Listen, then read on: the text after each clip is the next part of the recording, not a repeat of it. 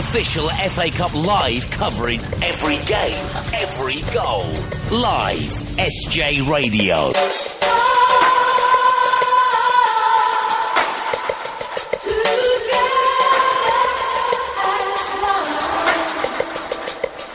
Another day of FA Cup fixtures for yourself, SJ Radio's fixtures. It's the FA Cup third round live completely for you. Every game, every goal completely live on your screen. And we're kicking things off with Fleetwood Town and Leicester City, 0-0 at the moment, and Middlesbrough and Sunderland, which is also 0-0 at the moment. So let's cross live now then, shall we? To it. Let's see how things have started at the Riverside Stadium in the only other FA Cup third round tie that is currently being played. Alistair Yeomans is there. 9 minutes gone, lively start, Middlesbrough 0, Sunderland 0, nasty moment for Sunderland just a moment ago. Ryan shot and cross, bounced off John O'Shea behind for a corner. From the corner, Rudy Gestede, header just over. By the way, you gloating about your suntan, here I can tell you there's a rasping north wind coming into the stand. Well, I drove across from North Yorkshire. Alistair? Tied it in. Ball went through. Rudy Gestede, the Benin international, just got a touch on it, scuffed the ball into the net, and Borough ahead. Middlesbrough 1, Sunderland 0. The first goal of the day in the FA Cup third round, and you heard it here live on 5 Live. Middlesbrough taking the lead against Sunderland. And what I was going to say was I drove through a blizzard this morning, believe it or not, on the way here. I was going to say, could you actually hear Alistair? Because I couldn't. Yes, I could. You might need to twiddle your... I don't do twiddling, I normally break stuff. Actually, fortunately, Steve's leaning across and he's going to twiddle it for you. Fleetwood 0, Leicester 0. Amati with the throw, halfway inside the Fleetwood half. A little girl with a pie walks behind the advertising hoardings, just behind where Amati takes the throw. Benoluan now on the halfway line goes for a high long pass to Gray on the left, but it's headed out of play by little Louis Coyle. Throwing halfway inside the Fleetwood half on the far side. Chilwell now back to Benoluan again near the halfway line. Interesting as well that Gray switched sides, John. He was getting very, very little of the ball down the right where he started. Yeah, and it's looked much more promising up against Louis Coyle over there. So Amari Bell on the left-hand side might consider that to be a success, the Fleetwood left-back, as it's played forward by Dragovic, who came close to scoring an early own goal in this match that would have put Fleetwood 1-0 up. As it is 0-0. Bolger clears to the halfway line, bouncing ball. Cole wins that in the air against King.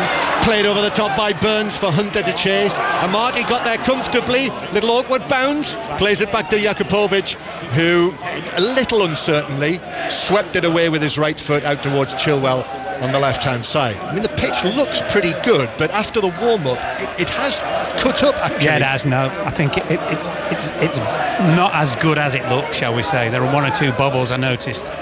Fleetwood 0, Leicester 0. And of course, as you well know, Mark, living not too far away from here, this coastline can take the brunt of the weather as it sweeps across the Irish Sea. Up here in Fleetwood, it's on one side of Morecambe Bay, actually, and if you get a vantage point, you can see the Lake District, the hills of the Lake District from here. I can actually see the hills of the Lake District from Southport on a day like this. And I'm sure you'll be able to see the Blackpool Tower to the south from here as well. If I need to. If you need to. They do have the tram lines actually run all the way to Fleetwood from Blackpool. You sound surprised. Well, I was when I was driving through the centre of town. Hold on, they'll have cars in the northwest soon. I found myself on the tram lines. Benoluan plays it down the left-hand side to Chilwell. Bounces onto Coyle, who'll do well to prevent this from going out of play for a corner. He did.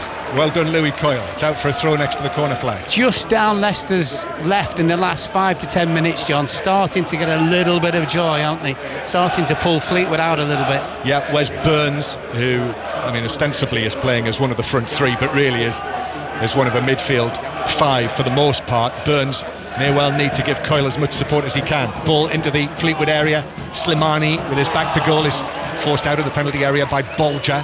Still 0-0. And now Matty James, ball to the left-hand side. Chilwell moves infield, turns, gives it to Matty James behind him. James was out from September until last month with an Achilles injury it was. Here's Amati, overhits the ball badly, and it rolls away through for a goal kick to Fleetwood, and it's still 0-0. And we've played over a quarter of the match now, almost 25 minutes played, and it is 0-0. So Chris Neal will take this goal kick in front of the end where the Fleetwood supporters are. There's I can see a young man, you can hear him banging a huge drum right in the middle of them. A number of flags that are hanging up there on the back of the stand, the memorial stand, up the Cods. Cod Army is written across the middle of another one, the nickname of the Fleetwood fans, after the town's great fishing tradition. What about the one on the end? Ultras de Cod. Ultras. Actually, you can't miss that either. Well, you will have missed it, but as you drive into Fleetwood, the number of fresh fish signs that I saw, big ice packing factory as well from the fishing days. You've not been sponsored by the tourism board here, have you? Here is Bell on the left-hand side, doing my bit for the local economy, Mark. Tough times these, you know. Here's Bell, Hunter on the left, and then a little touch in to put it out of play, which was off Bell, so it's a throw into Leicester, 10 yards inside their own half. Leicester haven't got going at all, John, have they? No. Just really seriously have not got going. But listen, you made the point before the game. This is a team that has never played together before. That is a problem. But also the fact that, you know, you can't have more than 2 touches in these kind of games. Well, there's a nice couple of touches from Cole, and now Cole to the edge of the area, but Beneloan comes across and makes the challenge. Excellent work between Glendon and Cole, the two of the former Manchester City youngsters together, and Beneloan made an important challenge on the edge of the box.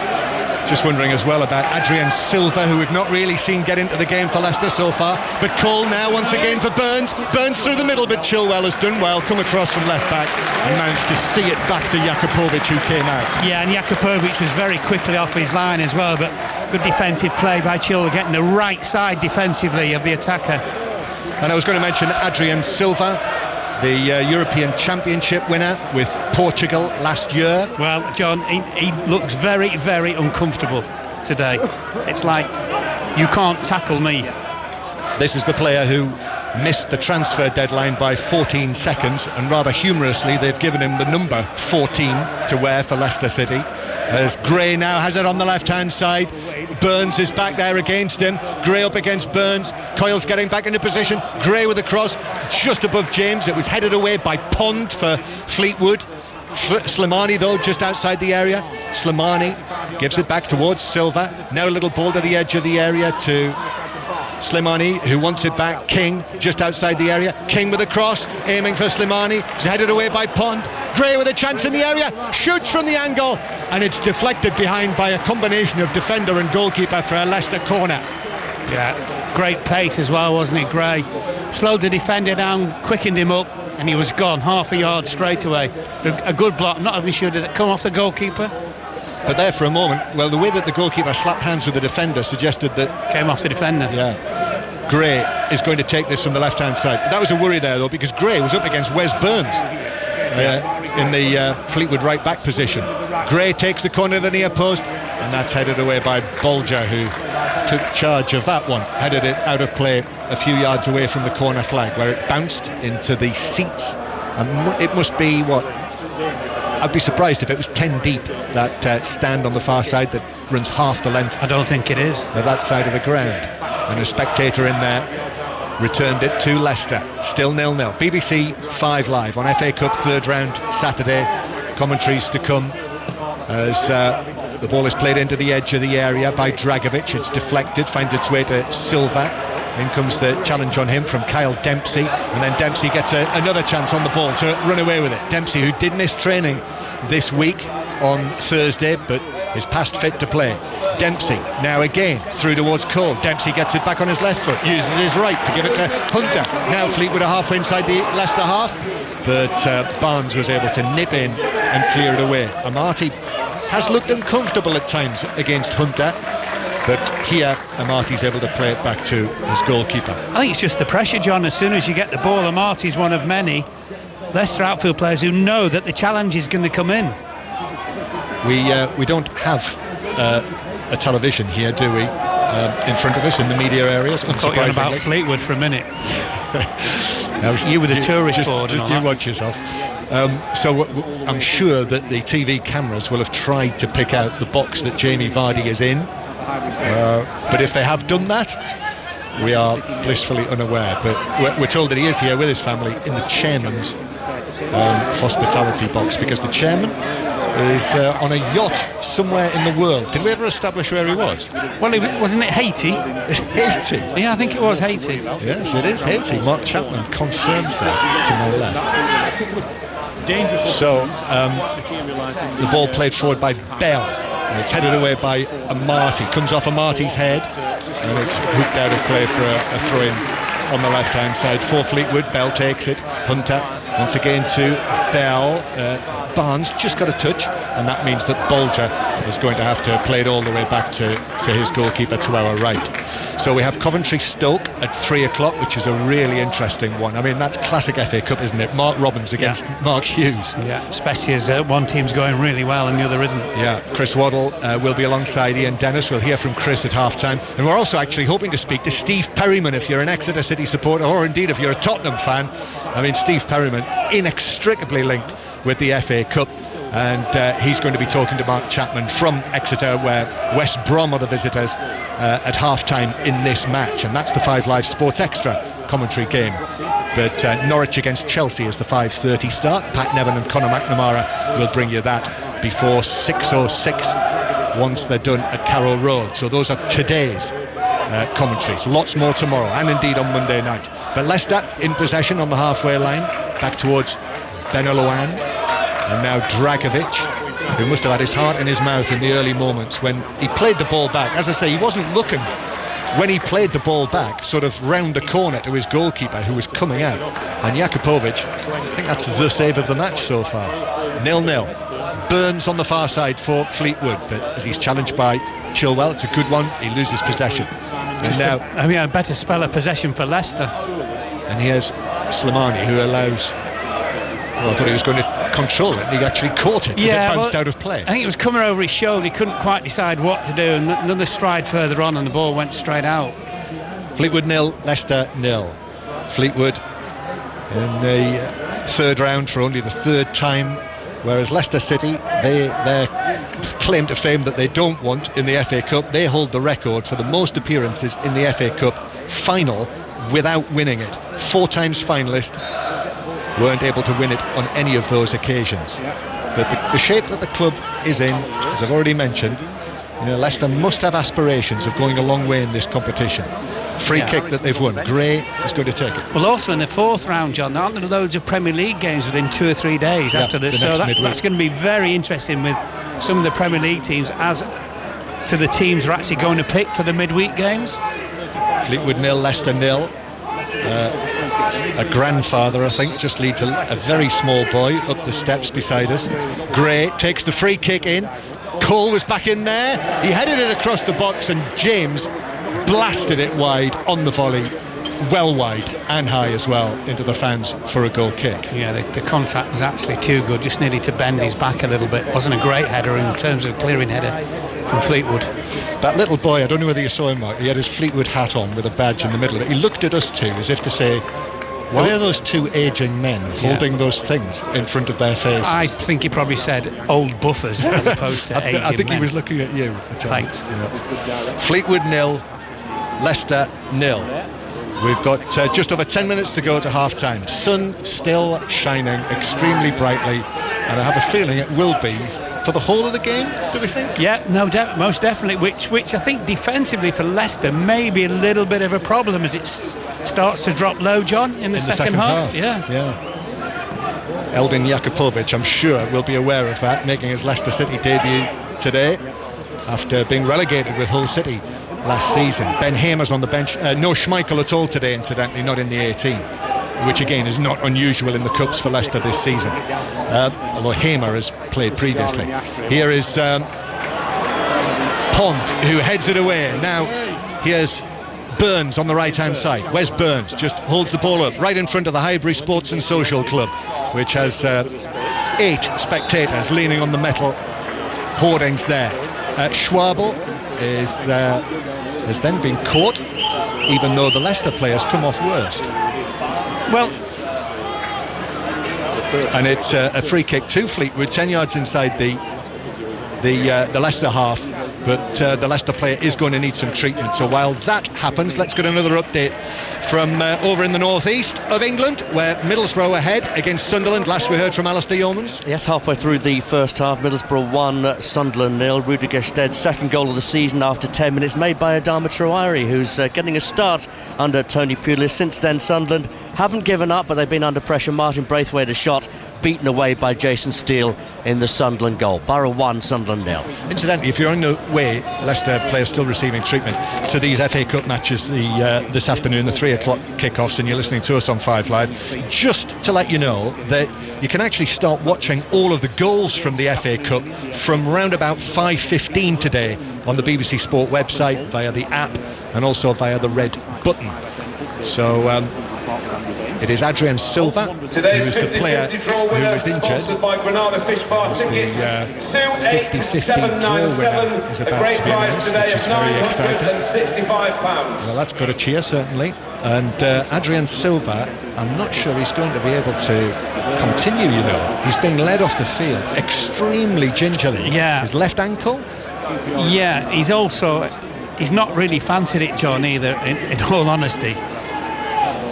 Well, whether he has or he not, his body language has suggested this might be the end of his day.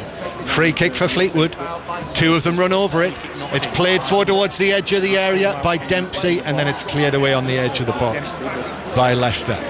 Back to the Fleetwood man, Hunter, who hits it long forward, takes a touch on the edge of the area, and Marty, though, is going to see it out against Cole for a goal kick. Has Silva come back on? Yeah, he must have done. No, yes. He has. Yeah. So Adrian Silva is on. Yeah. Bolger actually, I thought, would have done better with the header. You know, heading it back across goal, but obviously not. Adrian Silva, notice, has just had a little word in there with George Glendon, and Silva's once they'd spoken to one another, Silva sort of flicked his hand up in the air as if to say, yeah, whatever. Ball now for Fleetwood. Bolger heads it back, and a very late flag against Slimani, and it's a free kick to Fleetwood halfway inside their own half. Bolger had to deal with it, didn't he? Adrian Silva. Yeah.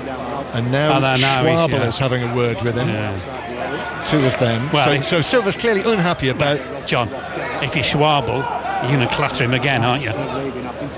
That's what happens at this level.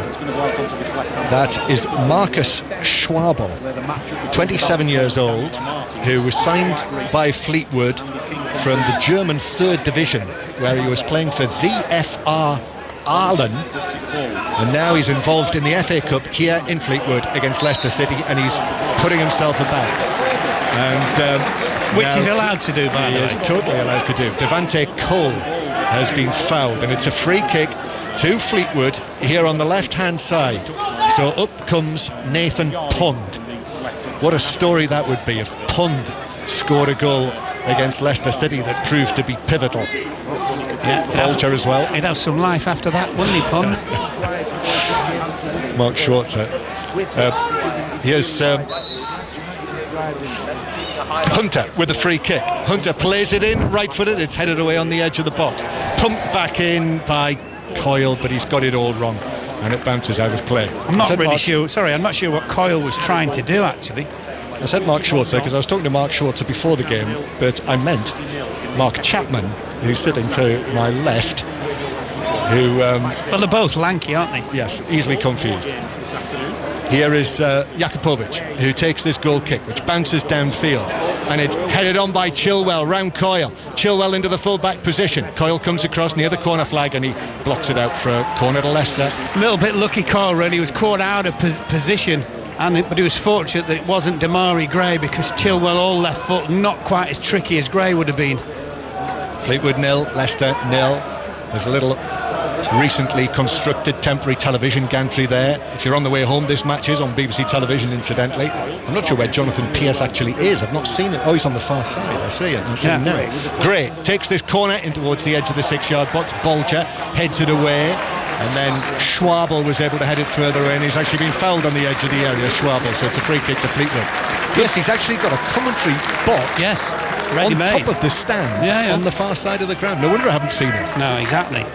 But I would think they would have had to get him up there early. Great BBC planning. He only lives somewhere near Haywards Heath, so Haywards Heath up to Fleetwood. I think he left on Wednesday. What, to get into the commentary box? No, he left on Tuesday to do that. Fleetwood 0, Leicester 0, and this free kick for Fleetwood is hit towards Cole, where it's deflected and headed out of play, and now it bounces on top of the roof of the Highbury Sports and Social Club. I think Claude Puel will be into his players at half time. What they haven't done particularly well is battled Fleetwood, and against the kind of teams like Fleetwood are at this level, that's the very least you get, John. And there's been one or two of the Leicester players think they can stroll around a little bit, get the ball down and play. That just is not happening. No. But it's good for the neutral, and certainly good for the Fleetwood Town supporters, approaching 5,000 of them inside the ground. Balls with goalkeeper Neil. Just wondering how Jonathan Pearce has got into that commentary box. They must have built a gantry around the back, scaffolding to get up to the top of the stand, to get him up there. Well, I did Fylde Wigan in the earlier round, and exactly the same. In fact, their box looks luxurious to the one we had. It's just as well as sou'wester isn't blowing. Yeah. And it is a beautiful day as it is today. Seagulls, hundreds of them, wheeling above the Highbury Stadium here. Throw in for Fleetwood over on the far side of the ground. Half-time approaching. Middlesbrough still winning 1-0 against Sunderland, by the way, in the 1 o'clock kick-off in the FA Cup third round. 22 matches will kick off at 3 o'clock, and we will bring you the best of all that during the course of those couple of hours, which is always one of the highlights of the football season, whether you're involved in it from our point of view or from a listening point of view as well. Fleetwood with it on the right hand side. The ball is crossed over, but headed away by Beneloan inside the penalty area. Then Chilwell half clears it. Schwabel heads it back in. Took forward by Hunter, and then cleared away by Dragovic on the edge of the box.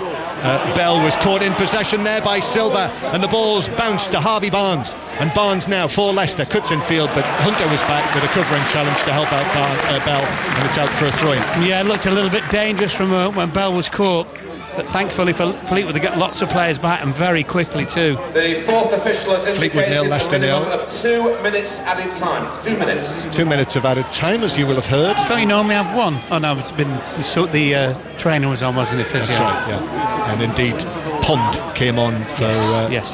for Easton. So Leicester in possession, and Barnes 1-2 with Silva. Barnes shoots, sort of snap shot that referee Hooper says took a flick off a defender, even though it was going wide anyway, and it is a corner in added time to Leicester at the end of the first half. And Fleetwood need to deal with this. Obviously they do not want to go in 1-0 down. They wouldn't deserve to go in 1-0 down, so they need to attack the ball, which again teams at this particular level are normally very, very good at. A couple of young men in half and half scarves. They're making the most of their afternoon just in front of our commentary position as Gray takes the corner. It's hooked goalwards by Slimani, blocked by a defender who was on the ground, and then scraped away downfield where Burns heads it on for Hunter, but Chilwell is able to come across and clears it away towards the halfway line. And Gray, Damari Gray, who does well actually to win a throw-in down in front of us. Incidentally, as I was walking around the other side, so I walked up Highbury Avenue today on the opposite side of the ground. They were selling the half and half scarves, and there was an old lady who was out walking her dog, and one of the half and half scarf sellers, she said, how much are your scarves? And he said, £10, love. And she said, what? She couldn't believe it. Needless to say, she didn't pursue the purchase. If you'd have been a gent, you'd have bought her one. I'm not. 0-0. Beneloan has sliced it straight out of play on the halfway line. And half-time approaching. and they've done well. They've given a good account of themselves, Fleetwood, and in fact referee Hooper says no time for the throw-in to be taken. So there have been a couple of narrowish squeaks at the Fleetwood end. Barnes with a shot that was deflected wide. King likewise. Defenders and goalkeeper did well there. And I suppose the closest that Fleetwood have come at the other end was the back pass from Dragovic that Jakubovic did well to save. Mark Lawrenson. But very much Fleetwood's half, John, when you consider obviously the quality of the opposition, even though they've made numerous changes. They've looked as good at Leicester at times, if not a little better. They've got a good approach in the way that they're dealing with the game. They're not letting Leicester have a moment's peace on the ball whatsoever, and they thoroughly deserve that 0-0 half-time scoreline. Yeah, feels like everyone around us has got on their feet in the Parkside stand. At half-time, Fleetwood Town 0, Leicester City 0. Spectators just put a hand on my knee as she makes her way up the aisle. And on the other side of the aisle, Mark Chapman. I'm being buffeted here. I feel that wherever I stand, I'm in the way at the moment. Story of your life, Chapman. No, it's very similar to being at home, actually. Mark Lawrenson, just a quick one, really. I suppose Leicester's greatest threat looks like it will come from Damari Gray, whereas Fleetwood's best phases of attack have come when they've used Devante Cole as someone to play off. Yeah, most definitely. And then I think they're very quick, the midfield players for Fleetwood, of getting forward. So obviously, if it is Gray that's holding up, he can bring them in. Sorry, if it is Devante Cole that's holding up, they can bring him into the game. Gray looks a class apart probably when you see him, and he's very, very quickly onto the ball. He's extremely rapid, and he commits defenders, Mark. He runs at them, and he's got the ability to go left side, right side, and he's a real danger. Second half on the way here in the sunshine at Fleetwood. Goalless at half-time between the League One side and the Premier League side. We'll go to Exeter and Coventry ahead of a busy FA Cup third round Saturday here on 5 Live after the latest BBC News at 25 minutes to 2. More live Premier League football than anyone else. This is BBC 5 Live. President Trump has tweeted that he is a very stable genius following the release of a book which questions his mental powers. In Fire and Fury, writer Michael Wolff claims White House staff believe Mr. Trump is childlike. East of England Ambulance Service has started an investigation after a pensioner died waiting nearly 4 hours for paramedics in Essex. The 81-year-old from Clacton had called 999 with chest pains. Peter Beardsley is reported to be under investigation by Newcastle United over a claim of bullying. A complaint is believed to have been made by a player against the under-23s coach. Aid workers in Syria say over the past 10 days there have been 10 direct air attacks on hospitals in rebel-held areas. It's claimed government jets with the help of Russian forces have carried out their most intense wave of raids in a year. And 2 planes have collided on the ground at a Toronto airport. The tail of one aircraft caught fire. Both were evacuated, but no one was hurt. This is BBC 5 Live on digital, online, smartphone and tablet. A look on the road's pretty quiet out there, but still those problems in Warwickshire on the M6 southbound. That's between junction 2 for the M69 and 1 Rugby Lutterworth. There are barrier repairs being carried out there. 2 lanes are closed and there is queuing traffic. Nick Hatfield, 5 Live Travel. 5 Live Breakfast. Apple have admitted that all their devices are affected by a couple of major flaws. Meltdown and Spectre, 2 big issues that have gone on in the world of processor chips. Intel, one of the companies that make these chips, they could be hacked if people knew how to get into them. Well, so it's not just an Apple problem? No, it's not at all just an Apple problem. More than 80% of the world's PCs are reliant on these chips, and pretty much all of our smartphones will have some form of these chips in them. You get an email from someone you know and it says, you really need to look at this. Open it up. Have you ever had one of those? Yeah, but I usually ignore them. I didn't ignore it once. Oh, no. Yeah. Schoolboy error. 5 Live Breakfast. Back Monday morning from 6. This is 5 Live Sport with Mark Chapman. Plenty of unimpressed Leicester fans after that first 45 minutes getting in touch with us. Goalless between them and Fleetwood. Robert, please someone score. I'm falling asleep. Mark, Leicester are looking poor here. Lots of the ball but doing nothing with it. Ash have been very impressed with Fleetwood so far, giving Leicester a run for the money. Max saying Leicester are playing like 11 dogs chasing a balloon. How uncomfortable are top players when they're not on a bowling green surface. Second half on the way with John Murray and Mark Lawrenson. Let's go to Alistair Yeomans watching Middlesbrough against Sunderland. This is a 1 o'clock kickoff. Yes, about 9 minutes to go to half-time, Mark. It's Middlesbrough 1, Sunderland 0. Sunderland have just had a free kick over the bar. Ethan Robson making his first start, the 21-year-old, firing that one over, but Middlesbrough looked the more dangerous. Rudi Gestede gave them the lead after 10 minutes. Since then, Braithwaite twice, Howson and Downing have gone close. It's Middlesbrough 1, Sunderland 0.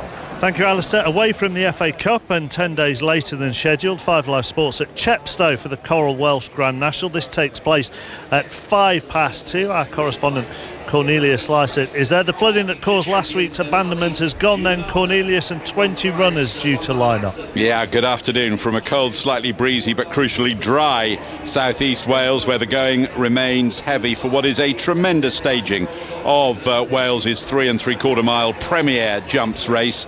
The field headed by Mystery and Wild West Wind, though there's actually only about 10 or 11 points between the odds of the top dozen in the betting. This Mystery is a mud lover, has more weight this season, but 10 stone 13 seems pretty fair. Trained by Michael Scudamore, ridden by jockey Robbie Dunn, hasn't run since March, when second behind another of today's runners chased the Spud in the Midlands Grand National at Uttoxeter, but that long absence does not concern the trainer Michael Scudamore. With him, his record fresh is very, very good. I think every season he's won first time out, so he is a horse that tends to run well fresh, and so this was the plan all along, really. You know, we've had no hold-ups. It was just to come here first time out. And he's in good shape? He's in great shape. He's been away. He's had a couple of racecourse gallops. All the work has gone brilliantly up till now. Couldn't be happy with where he is. Obviously, look, he's got to improve again. He's off a career high mark, but he's at a right age and a right profile that he still could be. And 10 days later than planned. Does that matter from your point of view? Still very wet, which will suit. yeah, exactly. Still very wet. Like you say, he's handled a very heavy ground. He seems to cope with this sort of these conditions. The 10 days hasn't made any difference to him at all. He's a very laid-back character. He just got a couple of extra pieces of work. That was it. So, but like I say, everything's gone as well as it could do. So, just hope we get a bit of luck out here on the day. Others being well talked up. Final nudge, ask the weatherman, and beware the bear. Unlikely stat alert here. Beware the bear tries to give the champion jumps trainer Nicky Henderson his first ever success in any of the now 19 Grand Nationals that take place every season at Chepstow, Aintree, Ayr, etc. around Britain. So the big question, will the bear get the Grand National monkey off Henderson's back? And we'll bring the news of the Welsh Grand National later on 5 Live Sport at 5:30. After the 70th anniversary edition of Sports Report, we're going to be at Carrow Road for Norwich against Chelsea. From 3 o'clock, our base is going to be the Ricoh Arena, Coventry taking on Stoke. Chris Waddle was a finalist in 87 and 93 and is part of our commentary team for this one. Afternoon, Chris. Good afternoon. Are you surprised Mark Hughes is still in charge of Stoke? No, not really. I think him and his staff are hard working. Yeah, they haven't had the results and have conceded the most goals, I think, in the Premier League. The results haven't gone their way, and obviously the event of when he rested players at Chelsea for the Newcastle game backfired on him. So listen, you know what it's like, Mark, in the media business. It's whoever's having a few bad results, everybody seems to chase that story. Is he going to go? Is he not? If he wins this today and then wins the result next week, then it's on to somebody else, and I think he's just got to try and get through it. But I know exactly what people are saying. If he doesn't win today, then you've got to say, unfortunately, I like Mark Hughes, I think he's a good manager, but I think if he lost today, I think that would be it. I mean, he has said he'd be disappointed if the club were lining up another manager to replace him, but they'd be being careless if they weren't, wouldn't they? I mean, they've got to do due diligence on who might be out there in case they do make that decision, surely. Yeah, Stoke's a Premier League club. We've been there for a few years now, and they've got to keep this. They've got to stay in that league. That is we all know there's 5, 6, 7, 8 teams always want to stay in the Premier League because of the rewards you get. And Stoke's no different. They are a good wage bill, they want to bring players in, they want the stadium full, and it's very important they stay in the Premier League. So of course they'll be lining people up, and I think they'll probably have somebody by now over the last few weeks of whatever has been talked about, Mark go and Mark not. I think now they'll have somebody, 1 or 2 in mind already now, might even met somebody to see if he's available and ready to come in straight away.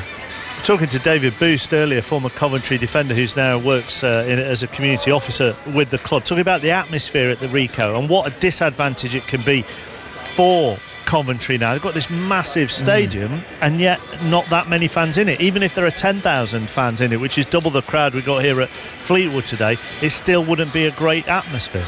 Yeah, I can see that. It's a beautiful stadium. Stoke fans will be to our right, 3,000 of them, and expecting round about 14,500, 15,000 today, which is basically half full. So it's FA Cup day, there's a chance of a scalp. I think the atmosphere will be half decent. There's a lot of Stoke fans behind that goal to our right where we're sitting will be thinking we cannot lose to these today, but Mark Hughes will be getting it. So it's a shame because it's a fantastic stadium and it should be in a lot higher division. It's going to be a half-time here dominated by Spurs legends. We're going to talk to another one in just a moment. For now, Chris, thank you very much. But right on the stroke of half-time, a goal for Alistair Yeomans. A second goal for Middlesbrough. Downing corner, Steele, the former Middlesbrough player, came for it. The Sunderland goalkeeper didn't get it. Fell to Braithwaite, the Denmark international. He side-footed the ball home for his 6th goal of the season just before half-time. Middlesbrough 2, Sunderland 0. So we spoke to Chris Waddle a moment ago. Now we're going to talk to Exeter's director of football, Steve Perriman, the former Spurs captain, of course, as well. Exeter of League 2 at home to Premier League strugglers West Brom this afternoon. Hi, Steve. Good afternoon. Hi there. Is there a buzz about the place? Yeah, very much so, but it's a little bit more difficult because we've got 2 sides of the ground not being used for new building at some point. So all the energy and the drive and the enthusiasm is going to come from 2 sides of the 4, but hopefully that's enough to drive us on. Has that made that quite odd during the course of this season? Yes, you're seeing sights that you've never seen from the main stand for over 90 odd years. Yes. So I think the locals are quite interested. Well, they were for a couple of weeks interested in the new site, but new view. But it sort of wears a bit thin when balls keep disappearing over there and you don't ever get them back at 75 quid a lump. Yes, I would imagine it's quite expensive redevelopment work at the moment, though. Absolutely, yeah. Do you know the stat about Exeter and getting past the 3rd round? Are you aware of this? No. Oh, Exeter last got past the 3rd round in 1981. And they got as far as the quarter-finals. And do you know who beat them? Yes, Tottenham Hotspur. Yes, the year you went on to win the cup. And we were lucky. We were lucky to beat them. We scored 2 goals in a very good footballing team. We scored 2 goals from set pieces from Miller and Roberts. And when you think of the array of talent that we had in that team, that's an unusual way for Tottenham to win a game. But that's what it took on that particular day. And we all know how important set pieces are, and I'm sure they're going to be important today. And a little bit of luck and getting past teams when you're maybe second best. That's what you need if you're going to win the cup. Yeah, well, we're in the 3rd round. We played Haybridge Swifts in the 1st round, and at half-time you would not have bet on us winning, but we did. And then second game we played Forest Green. And over the course of the 2 games, I think we were behind 3 times, and one of them, at the end of the first game, I think they were 2 minutes from winning it, and we still equalised and got the replay. Then we go down to 10 men, go a goal down in the replay, and eventually win it in extra time. So, yeah, it was the same when we played Man United in the early 2000s and saved the club with £1 million sort of input of money. Again, got to the 3rd round, and I tell you, I watched the 2 games that got us there, and there was no way we deserved to win the 2 of those. So that's FA Cup football. It certainly is. Steve, I often think Exeter are always very settled. You know, through good seasons and bad, you stay loyal to your manager in Paul Tisdale. Is that something you were keen to implement when you came in as director of football all those years ago, stability? Yes, we've had 3 managers in my time, and 3 very good managers. The other 2 moved on to Premiership clubs, now involved at the sort of youth level and youth development and stuff. Alex Inglethorpe and the deceased Eamon Dolan. Why would you change a manager if you've got a good one? And I think that sort of is a lesson throughout football. Why change a manager when you know you've got a good one, albeit you've lost 3 out of the last 5 or 6 out of the last 10? Why would you change him when you know he's a good manager? And we certainly know it about Paul Tisdale, and he's repaid us with, you know, some visits to Wembley and some promotions and all that goes with it. And when you think of the financial sort of hardship that he's working under, then I suggest that he's doing a magnificent job. Steve, I know you're retiring at the end of the season. Congratulations on everything that you've achieved in football, and from those of us who grew up in the 80s, watching you play, thank you for the memories and enjoy your well-deserved retirement. You're very kind. It's been an absolute pleasure. Thank you very much. Enjoy this afternoon. Thank you, Steve. Bye-bye. Steve Perriman, Bye. the Exeter Director of Football, former Spurs captain as well. Half-time at the Riverside, Middlesbrough lead Sunderland by 2-0. The players are back out still in the bright sunshine here at Fleetwood. It's been such a lovely afternoon, John Murray, that at the end of the second half, if the weather stays like this, you could be on the beach. You could. That's exactly what we could do. Why don't we all go down the beach after the game? There is now a cloud in the sky, incredibly. But sun's still shining brightly. Fleetwood Town 0, Leicester City 0. BBC 5 Live bringing in the FA Cup third round of second half getting underway here at Highbury Stadium on the Fylde coastline. And no substitutions at half time. I'll run you through the teams in a moment or two. Leicester playing from right to left in the second period, so attacking the end where their supporters are tightly packed in the Percy Ronson stand, and Fleetwood in the red shirt with the white sleeves a la Arsenal, white shorts and red socks, and Leicester with Barnes, who inadvertently prods the ball out of play for a throw into Fleetwood.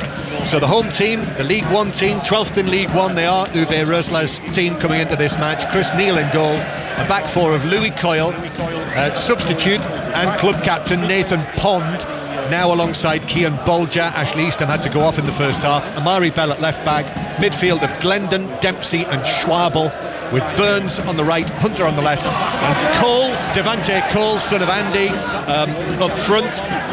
And the Leicester team, 8 changes from their last Premier League game on New Year's Day against Huddersfield. Leicester knocking it around inside their own half, but not terribly convincingly. And it comes back through the middle. Dragovic is beaten in the air. Cole with a little ball towards the edge of the area. Attempt to slip it through from Hunter. That was blocked. Comes back to Coyle, who's overrun it. Silva in a 50-50 challenge. The ball ricochets for Leicester. Silva now took a touch with his shins, but that presented it to Pond, who now plays it forward.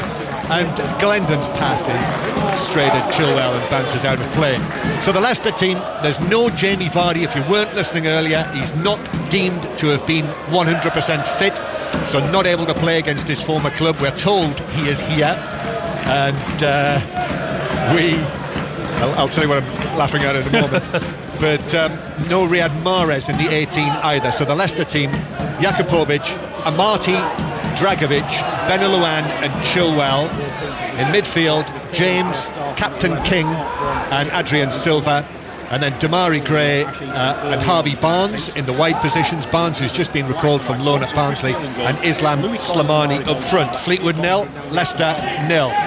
As the shadows begin to lengthen here in the early stages of the second half. And goalkeeper Neil is coming out and playing the ball into Adrian Silva, and it bounces off the Leicester man and through for a goal kick.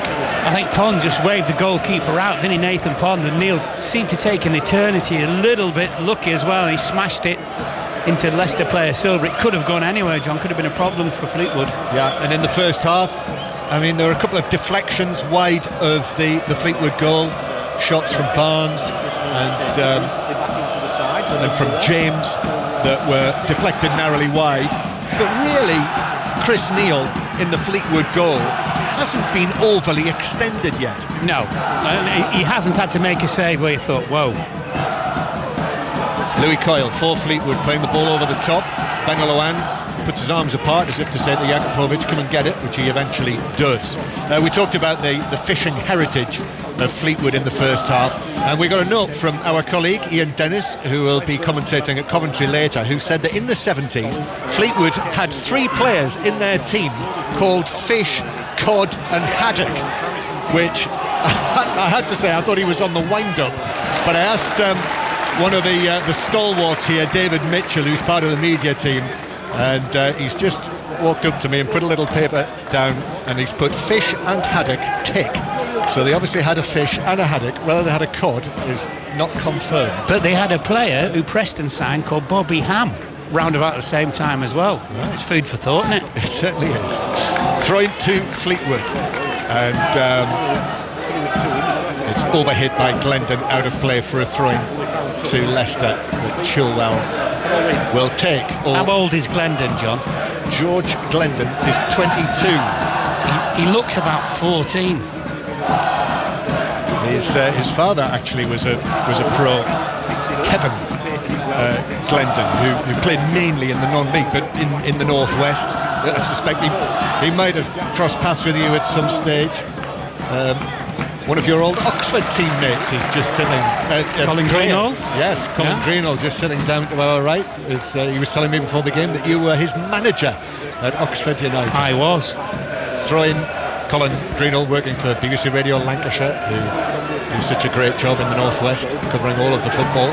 Here is Coyle, who takes the throw down the line towards Burns. Burns with both Chilwell and King. And he's been able to win a corner, first corner of the second half, to the home team. Yeah, and the corners haven't been great thus far, have they, from Fleetwood? Do you think they've caused Leicester a few more problems? Well, let's see. As we mentioned in the first half, Bolger is the obvious target, and Leicester, obviously know that. And as Bolger arrives, the defenders arrive. Here's the corner from Glendon. Bolger very nearly got his head to it. 12 yards from goal, but didn't make contact, and Leicester clear. And that is the big surprise. It looked as though it was nailed on. He was going to make connection with it, and a decent connection as well. So Fleetwood 0, Leicester 0 remains the score. And in centre field, he has Kyle Dempsey, the fair-haired midfielder. Dempsey again, he's a real bustler, Dempsey, all action. And now it's played back into the Fleetwood half, all the way back to goalkeeper Neil. As Mark Lawrenson mentioned in the first half, Leicester have to contend with this setting sun in the second period. Eldin Jakupovic has not gone with a hat, and the problem will be when the ball's over on the far side, not on the right. The shadows being cast diagonally across the pitch from left to right. And we're sitting in the Parkside stand and looking to our right as we watch Fleetwood hit it forward. It's cleared away. Schwabel, the long dark hair of Schwabel. He hits it forward. Cleared towards the halfway line. Pond, wins a free kick. Nathan Pond against Slimani. I'm not sure there was a great deal in that. No, well, the thing with Slimani is he runs at the central defender, not quite sure where the ball is. So any contact he makes in not trying to get the ball has to be a foul. Fleetwood 0, Leicester 0. Mentioned there's no Riyad Mahrez involved today. I know there have been one or two reports circulating. I don't know, you were at Anfield, weren't you, last night, Mark? Yeah. I don't know whether there was any talk of Riyad Mahrez as a potential target for Liverpool, was there? All right, no, there wasn't, John. No, there's a little bit of that talk today. Okay. Here is free kick that Glendon will take towards the edge of the area. Bolger is beaten in the air by Benalouan, and now the ball is worked by James out to the right hand side. Barnes through the middle for Silva, but Nathan Pond stepped in and gets a huge cheer from the home supporters for getting there ahead of the European Championship winner Adrian Silva himself and clearing it. Well, and also it was a great ball from Matty James, almost blind, but we set up the attack here initially. Glendon for Fleetwood, back towards the halfway line where Coyle wins the throw-in off Chilwell. No, he doesn't. Free kick was given. Free kick for shoulder charge. Yeah, for the foul by Glendon on Chilwell. Fleetwood 0, Leicester 0. And what's that, a change coming? No, there's Claude Puel. He's shall we say, agitated at the moment. I can't imagine Claude Puel losing his temper. Can you? He's so softly spoken. Yeah, well, you just never know, do you? And surprise appointment, but so far so pretty good. 8th in the Premier League. Craig Shakespeare was given his cards when Leicester were down in 18th in the table. And I thought Puel did a good job at Southampton, John, in all honesty. I saw one report this week, because obviously the accusation that was pointed at Claude Puel was that his football at Southampton just wasn't exciting. No. It was dull football, not interesting, not exciting to watch. As the ball is played forward towards the edge of the area, Slimani tries to glance it on, gets it all wrong, and it is shepherded out of play by Pond for a goal kick. Yeah, one report said that Southampton's current plight makes Puel look like a latter-day Liberace now. Really? Which I thought was possibly overstating it. The crowd is 5,001, with 1,039 Leicester City fans here, which is a sellout at Highbury Stadium. I'll pass that on to Mark to hand to our colleagues who are in the stand in front of us, because quite a number of the media are actually sitting over to our left. Claude Puel is that is the raised voice of Claude Puel twice now. He wants to make a change. Here's Hunter for Fleetwood into the penalty area. Hunter crosses, it's deflected just wide of the near post by Benalouan. Oh, that was very close to bouncing into the Leicester net. Corner. Great play by Hunter. Suddenly found a turn of pace. Lovely little cross as well. He had a shimmy just before it went past the player, and very, very fortunate Leicester to get away with the corner. George Glendon is going to take this one. Claude Puel's patience has been tested, it would seem. He's going to make, well, certainly Mark Albright's coming on, and it looks as though it's going to be a double change with Okazaki coming on as well. He'll add a bit of energy to Leicester, no question. Glendon with a corner for Fleetwood to the near post. Bolger was after it, but it was well headed away again, this time by Slimani, who tracked the run of Bolger. Well, that's a backhanded compliment to Fleetwood, isn't it? The double substitution of these two boys. Certainly is. Still 0-0. BBC 5 Live. Also, you can listen if you're on the move via the BBC Sport app. Here is Silva for Leicester. Great, very congested in there. And in the end, Andy King, who's the Leicester captain this afternoon, is able to work it out towards the left-hand side. Oh, a slip by Pond. That could have been dangerous, but he reacted really quickly from...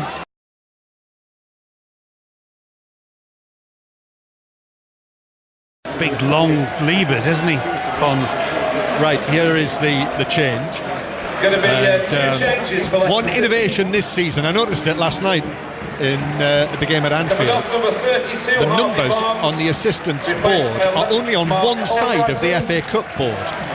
Coming on, number 20. Cost cutting. Shinji Ozaki. Fewer lights. So it's Harvey Barnes who making his first appearance since his return. 13, Adrian Silva. And that is the end of Adrian Silva's full debut for Leicester City here at Fleetwood. I'd have liked to see the beginning of it. So Albrighton will play over on the left-hand side, and Shinji Okazaki takes his place centrally, playing just behind Islam Slimani. He's very awkward, Devante Cole, isn't he? He's so unlike his father in his build and everything, but he's just really he's built like a basketball player. Yeah, 12 goals so far this season, scored in both rounds of the FA Cup. Former Manchester City youngster. Here's Burns now for Fleetwood away down the right-hand side. Chilwell's gone with him, and they've taken up a huge clod of pitch as the two of them slid in together, which made me wonder whether one of them might have actually jarred their leg or their knee. They both stayed down. Yeah, I think they're all right. Was it a huge clod or cod? One of the two. It wasn't a cod. No. I know that much. We are close to the Irish Sea, but not that close. Corner then for Fleetwood. Chilwell, fortunately, they're both okay, but they've left that lump of turf lying on the pitch. A red flare has been lit by the COD army behind the goal. Corner taken at that end. It's driven in, and Bolger with a header just over the angle of post and bar. Brilliant catch by a supporter, incidentally. All right, in the terrace. You knew it was coming eventually from Bolger, didn't you? He's had 2 or 3 different attempts, and I mean, he caught that absolutely sweetly as well. Lovely ball played in, it allowed him to run onto it and get the power. Just not able to deal with him there. Just came in at pace, met it perfectly. That was the one, you know. That was the chance. Bolger wins another towering header against little Okazaki on the halfway line. Okazaki left on the ground in a heap. Here's Burns crossing into Benelouan, who deflected behind into the terrace behind the goal. Corner again to Fleetwood. They've changed the formation, Leicester, as well, because Okazaki's gone up front with Slimani, so obviously they're going to play the two. Here's Glendon again. Glendon, he ran over there to the quadrant, put the ball down, and immediately looked across to see where Bolger is. The tall, red-headed Irish central defender. False start from Glendon. He's done a Mason Crane. Here he is now. Glendon with a corner. He flights it actually towards Hunter for once, and then Schwabel hits the shot through a crowd of players, but straight at Jakubovic, who is able to take it slightly to his left actually. Great technique, John, and when you consider the ball was hanging in the air, Leicester City defenders running at him, and a lovely strike by Schwabel. Poor clearance from Jakubovic. Dempsey took it on, and now Hunter wins a corner on the left hand side. You sense that FA Cup tingle? No, not quite yet, not quite. You're such a curmudgeon. No, I'm not. It's just they haven't created that many opportunities, is my little problem at the moment. But this is the most intense pressure that they've put on Leicester in the match. Leicester hardly touched the ball at the start of this second half. Can't even get out of their own half. It's still 0-0. This is BBC 5 Live, and we're into the last half hour. And it's a corner again to Fleetwood. Here it is to the near post. It's headed away, comes out. Schwabel throws himself at it, and under pressure from Gray, could only head it well wide actually by 3 or 4 yards. Yeah, he's not going to score from there as well, because the height that he turns of heading the ball, you just can't really get any power on it. Gray's now come over onto the left. Half an hour to play. Fleetwood 0, Leicester 0. Still Middlesbrough 2, Sunderland 0. Gested and Braithwaite, the goal scorers for Middlesbrough. It's only Pulis's Middlesbrough at the Riverside Stadium. Ball is played over the top. Cole goes down under a challenge from Dragovic, but that was optimistic in the extreme. Yeah. Let's get the... sorry, Mark. We'll just get the team news ahead of our 5 Live 3 o'clock commentary match, which is the very interesting Coventry-Stoke match. From Ian Dennis. Well, Stephen Ireland makes his first start in 20 months after a broken leg. One of 4 changes that Mark Hughes has made, but it's still a very strong Stoke City side. Ireland for Peters, Due for Choupo-Moting, Ramadan for Shaqiri, and Berahino starts instead of Crouch. As for League 2, Coventry, winners in 87, 2 alterations, O'Brien for Burge in goal, and Maguire Drew, who's on loan from Brighton, makes his debut instead of Kelly Evans. So we'll start with Chris Waddle and Ian Dennis bringing you commentary on Coventry against Stoke City, but obviously we'll go wherever the story is during the course of the 3 o'clock kickoffs, 22 of them in the FA Cup third round. 5 Live Sports Extra will bring you commentary on Exeter City against West Brom. Clive Allen is there alongside John Akers for that, and all of the thrills and spills and excitement and FA Cup third round drama for you from 3 o'clock. Do listen to it on 5 Live if you can.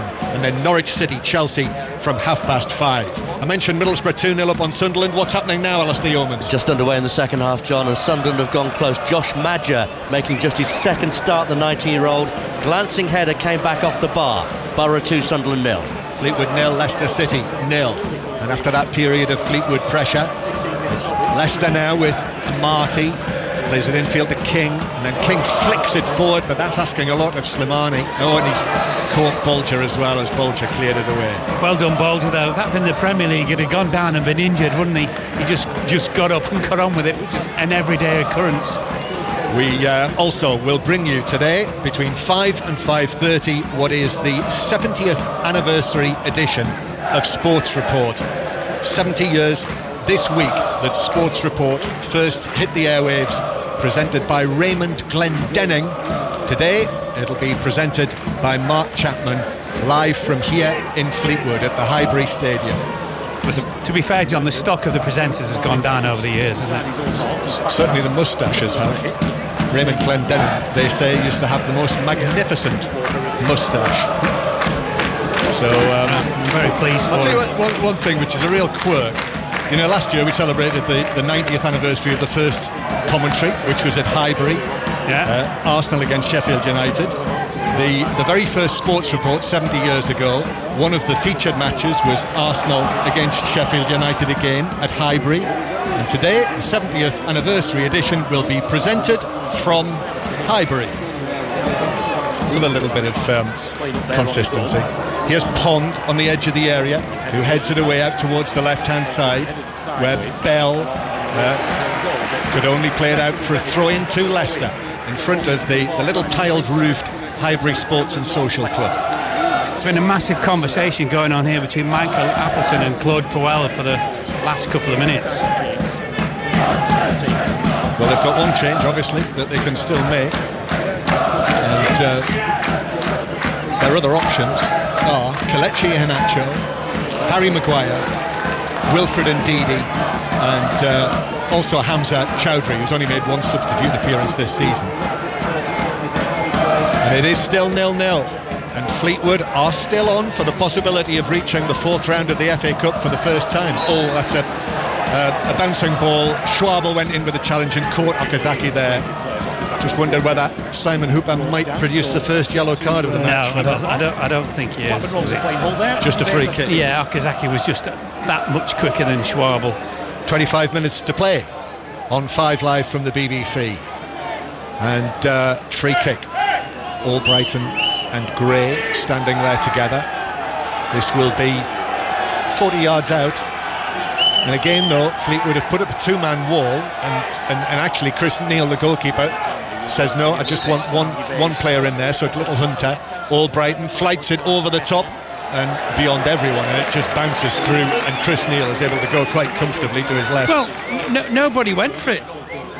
None of the Leicester attacking players in the box actually decided to gamble. It wasn't the worst of free kicks. Pond hacks it away on the edge of the area. Well done, Dempsey won the ball, got there first, but then Beneloan does well against Cole in the centre circle, and is able to play it back towards Chilwell here on the left-hand side. Chilwell, and now Damari Gray puts his foot on the ball, his golden boots of the Premier League here at Fleetwood, and then runs away infield into the centre circle, where Leicester eventually go back to goalkeeper Jakupovic. The Fleetwood fans, certainly two of them anyway, still waving their big red, white and black flags behind Jakupovic's goal. Still goalless. Here's Okazaki turns, plays the ball out towards the left-hand side to Damari Gray. Damari Gray's running at Louis Coyle, goes round the outside, crosses left-footed, and it's drifted right across to the back post, where Slimani, from the angle, could do no more than see it behind, really. I'm not sure whether it perhaps even had gone out before Slimani got there. It's a goal kick. I think it was impossible for Slimani to do anything with it. But again, it's Gray who, throughout this game so far, the 60-odd minutes, he's been the only real threat from Leicester's point of view. That's Mark Lawrenson, FA Cup winner with Liverpool. You were watching the new Liverpool number 4 last night, weren't you, Mark? What did you make, Virgil van Dijk, of his performance? We know he was the match winner. Yeah, not just his performance, but he has a real calmness about him, John, which I would suspect that anybody playing alongside him, whoever it's going to be, would really appreciate. Yep, so obviously we will be very closely watching Virgil van Dijk's future as a Liverpool player. I just hope they don't think he's the saviour, because he isn't and won't be. Albrighton. Albrighton misplaced pass to Amati, out of play, throw into Fleetwood. More cheers of optimism and hope. Imagine the chairman on the boat or wherever it is. On the yacht, he will be counting the seconds and minutes down. Somewhere off Haiti. Not sure how he is actually following the game, but I'm sure he is. Here's Chilwell down the left-hand side. Chilwell, well, Louis Coyle did well against him, the Fleetwood right back, and then Okazaki fouls Louis Coyle, and it's a free kick to Fleetwood in front of the penalty area. Louis Coyle did brilliantly. It looked as though Chilwell just had a little half a yard on Coyle, and he just put like the afterburners on and managed to get in front of him. Right, second change for Fleetwood, and Uwe Rosler is bringing on Conor McElhaney, the former Everton youngster. He's a Merseysider, so relatively local, And on he comes. Been on all sorts of loans during his time at Everton. Yeah. But joined on a permanent basis Fleetwood last summer. Conor McElhaney. Well, he would just play straight through the middle, do we think? Well, he's gone over towards the left-hand side. Right, okay. And Hunter's now come to the right, where Burns was playing. Wes Burns, who's been substituted. Still 0-0, and we're into the last quarter of the match now. And really, there's not been much in it, Mark. Very, very, very little in it. Just a game where chances have been few and far between. Great application and perspiration, but not great quality, especially from Leicester. Yes, this Leicester team. Claude Puel making it. That's a bit late. Okazaki came in just as Coyle cleared it with his left foot and caught him on the Fleetwood defender's follow-through. Well done, Coyle, as well. As I say, there'd have been somersaults, forward rolls, and everything, wouldn't there? Premier League. Yes, from some Premier League players. And it's a free kick to Fleetwood inside their own half. Fleetwood 0, Leicester 0, with the sun beginning to head towards the horizon out somewhere over the Irish Sea. Fleetwood 0, Leicester City 0. Here is Dragovic heading the ball away on the edge of his own penalty area. Dragovic, who's come offside flag, free kick Leicester. Dragovic, who's come closest to scoring in the game. Yeah. With the mistakenly. The early back pass that his goalkeeper Jakubovic had to make a scrambling save to push it round the post. And I suppose Fleetwood's header, Bolger's header from the corner in the second half, that wasn't too far away.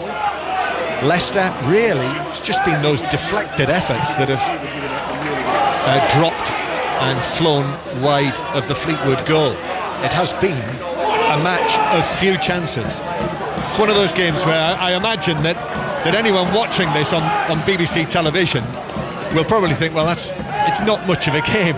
I thought you were going to say would have turned it off. Well, but you know, as ever with live sport, it is so much better when you're actually here. Yes. I mean, it's not a classic, but you know, we can appreciate it for what it is. And because of the fact it's League One at home to Premier League, it's certainly holding the interest.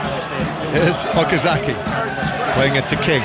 Gray now on the left. Gray hits a high ball which Dragovic is struggling with, and McElhaney has nipped in between Amati and Dragovic, and McElhaney, the substitute's taking it out towards the left-hand side in the shadows of that little stand. McElhaney is then challenged by the recovering Albrighton, throwing to Fleetwood. And then Amari Bell is dispossessed, and Albrighton hits an early ball long through for Slimani, but overhits it, and Neil is able to come out and scoop it up just inside his area. Just needed a little bit of bend on it, didn't it? Just away from the goalkeeper and into the onrushing Slimani.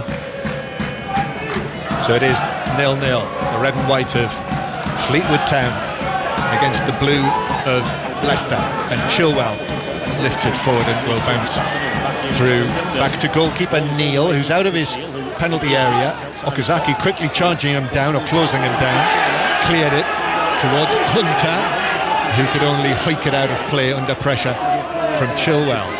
Michael Appleton, who we spoke to, Mark Chapman spoke to Michael Appleton early on in 5 Live Sport today, former Oxford United manager, comes out and just gives Andy King 1 or 2 instructions, and then there's a little bit of rejigging going on as well, as Bell hits a long ball forward for Cole to chase. Ben Oloan gets there for Leicester, and then Chilwell strikes it long towards Slimani, who'd come back from an offside position. So it is still 0-0. Slimani's furious from the incident before where he flicked the ball on, thinking somebody like Okazaki was going to run onto it, and there was nobody there at the right hump. Michael Appleton's now trying to manoeuvre Gray into a different position. I'm not sure he's entirely got the message, because he's now looking back and asking for further instructions. Hunter crossing for Fleetwood, a falling header away for Leicester from Dragovic, and it bounces out of play next to Uwe Rosler. Every time I've looked at Uwe Rosler, he's had his hands in his pockets, and he is doing so. Might have his fingers crossed, John. Perhaps. The chairman, certainly on the yacht in the Caribbean, will be thinking of a replay. And Coyle playing it over the top down the right-hand side. They might be more optimistic. Hunter wins a corner off Chilwell near the corner flag itself. Well, they have had a succession of corners in the second half, certainly, and I think apart from one header which looked goal-bound but eventually wasn't, that's probably all they've created. This is the and a shot, wasn't there? That's right. This is the sixth corner Fleetwood have had in the second half, and it's all too obvious as Bolger and Pond now arrive on the edge of the area. Dragovic and Beneloan stand up strong against them. Here's the delivery from Glendon. Bolger! It doesn't get there and is actually shoved over Beneloan, and the whistle goes for a free kick to the visitors from the Premier League, where it's still 0-0. Still Middlesbrough 2, Sunderland 0 in the 1 o'clock kick-off, and the rearranged Welsh Grand National has been run. Cornelius Lycett is in Chepstow. And the prize money is to be converted into euro because Ireland has won it. Raz de Marie, trained by Gavin Cromwell, but ridden by Welsh rising star jockey James Bowen. Raz de Marie, the 13-year-old, beating another veteran, Alfie Spinner, into second place. Third final nudge. Fourth, the heavily backed favourite, Vintage Clouds. And I'm sure we'll have reflections on that from Cornelius in the 70th anniversary edition of Sports Report after 5 o'clock. Leicester coming forward. Okazaki heading it back. A little touch from James, and then it's steered goalwards from the edge of the area, but not terribly convincingly from Andy King, and it's wide and behind for a goal kick. A half chance, albeit John, though, really had time. King came to it. He tried to kind of left foot, inside of his left foot, curl it round the goalkeeper into us.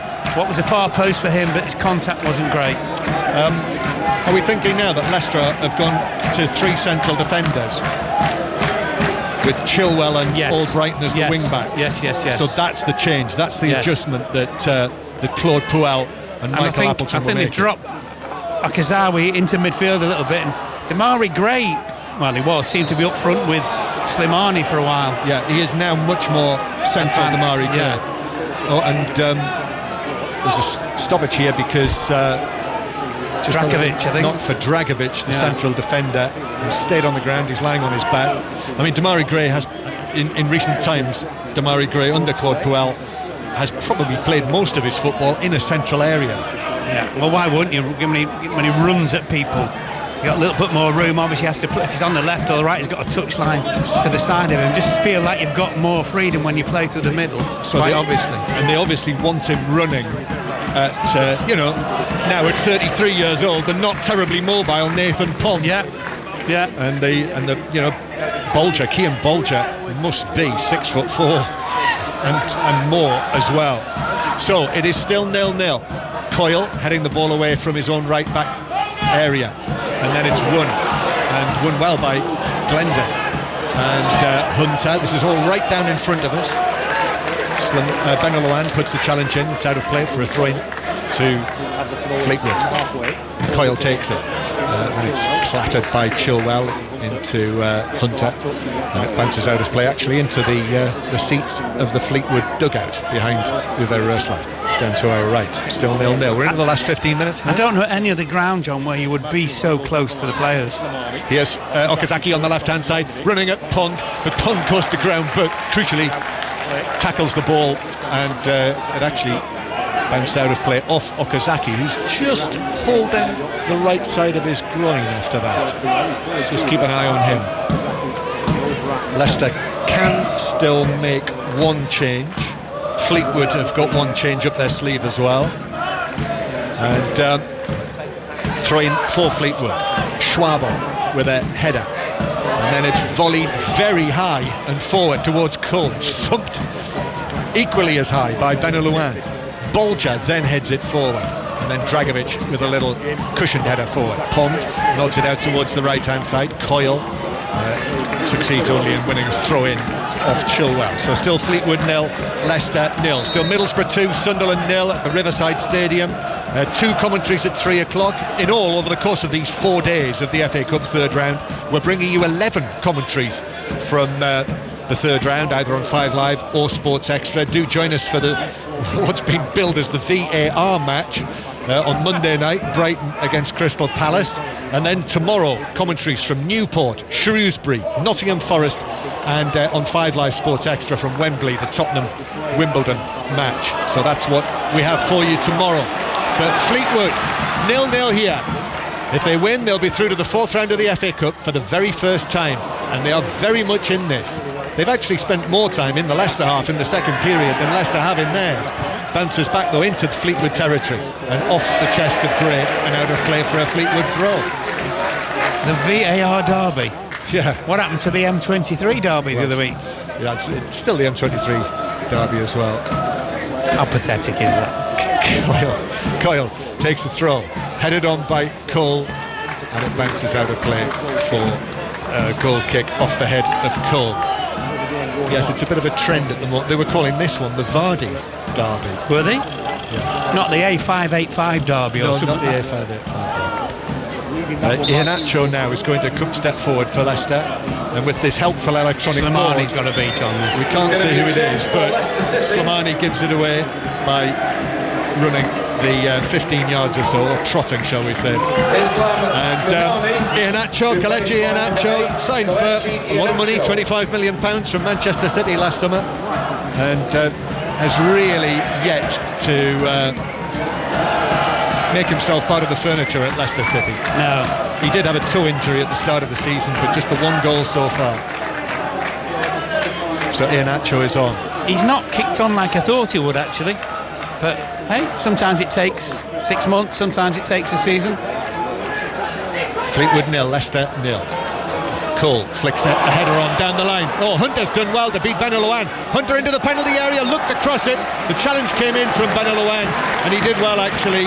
The defender Benalouane to deflect it behind for a corner. I thought he'd been beaten there for a moment. He's played extremely well, Benalouane, John. He's come to grips with the fact of head-it, kick-it football. Yeah, there was a problem pre-season with Benalouane, and you're sort of frozen out of the picture. But obviously that was under Craig Shakespeare. This is his first start of the season. Corner though to Fleetwood, so it's a chance again from the set piece. Glendon takes it. Bolger with a header. Didn't get a clean contact. It bounces across the box. Hunter has it for Fleetwood on the left-hand side. Plays it back to Bell. Bell just lifts it back in there. Cole tries to get his head to it, but Benalouane did well against him, and it's thumped clear downfield by Amati. Bolger wins another towering header which bounces out of play into the little stand opposite. Crikey, the ball's in danger getting stretched off here.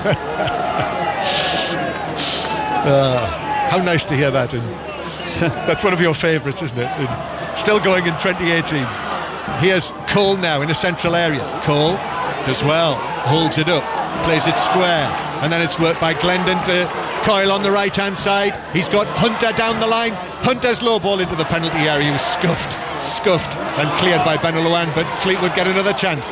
And now inside the box with Glendon, but Chilwell just arrived at the crucial moment, and it's cleared out of play for a throw into Fleetwood on the right. Fleetwood have been a better side than Leicester in the second half.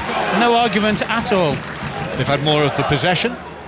The chances, such as they've been, have been Fleetwood's, and it's still 0-0, and we're now well into the last 10 minutes. Possible cup upset.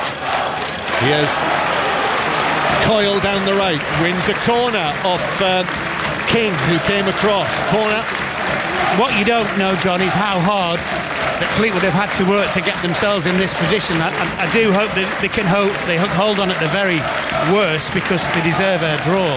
You can hear a white-haired old lady down in front of us in a Fleetwood fleece waving her old-style rattle. It's a corner to Fleetwood.